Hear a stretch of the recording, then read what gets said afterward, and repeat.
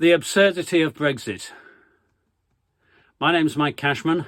I wrote these books of satirical songs and music. Please buy the books and the music, but I'm here to talk to you about the absurdity of Brexit. There's a technique in maths and logic called Reduxio ad absurdum, which means reduction to the absurd, as you might have guessed. The technique involves examining something which, some proposition you want to prove or disprove, and you start by assuming that it's true. And then you continue logically from that to see where you get to. And if you get to something that is definitely untrue, that is ridiculous, then you know that your original assumption was wrong. That's more or less where we are with Brexit at the moment. So we have Tim Martin of Wetherspoons saying that he'd like EU migrant workers to come and work in his pubs because he can't get the staff otherwise. So perhaps some sort of freedom of movement for Labour, that you can come into the country if you've got a job to go to. But that is exactly what he campaigned against as part of his rabid support for Brexit, which has made life unpleasant for anybody who doesn't share his views to be in his pubs.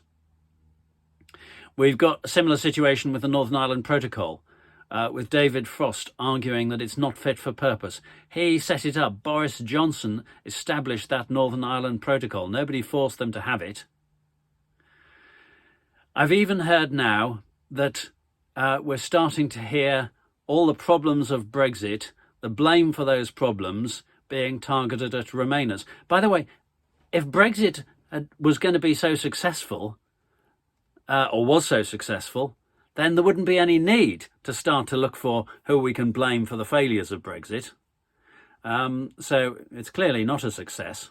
But anyway, the idea of blaming those who wanted to remain for the failures of the Brexit process, this is ridiculous.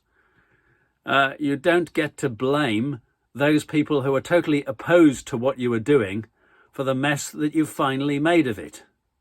What did the Tories say? Give us a clear majority. Give us the mandate, we'll get Brexit done. They had all the capability, well, they didn't have the capability, but they had the parliamentary majority, so that if they knew what they were doing, they'd have managed to achieve it.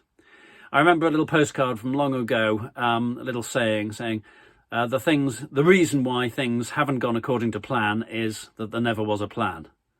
That's the situation that we're in. Now, there is a solution to most of the Brexit problems. It's a simple solution. It's rejoin the single market and the customs union.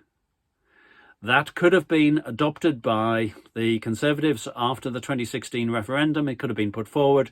It would have had widespread support in Parliament and in the country, much more than the hard Brexit that was eventually proposed. And the polling figures tell us that. And that could have been a way to unite the country. It wasn't done. Just because it wasn't done doesn't mean it wasn't a sensible way forward, given the referendum result.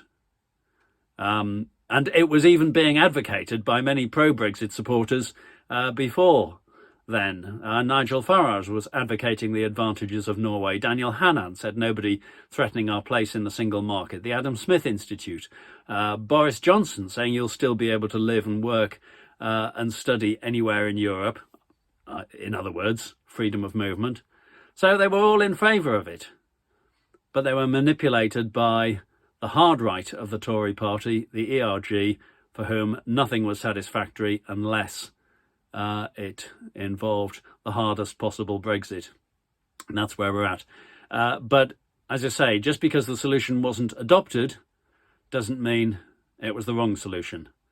That's still possible.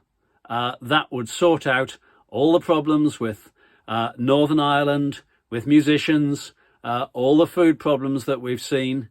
And so we'd no longer be in a position where Britain has to say we've had enough of exports. That solution could be adopted. It probably needs a different Prime Minister from Boris Johnson, but maybe we don't have to wait too much longer for that. But we do need public opinion to swing against him in order to stand a chance of making a change. So the next time you get asked who you support by an opinion poll, please don't make it the Tories, anybody else. And if you're living in Chesham and Amersham or Batley and Spen, then please put your vote in a sensible space on the voting slip. I don't vote for the Tories. Vote for one of the other parties in the forthcoming by-elections. That will do some good for the country. Thank you.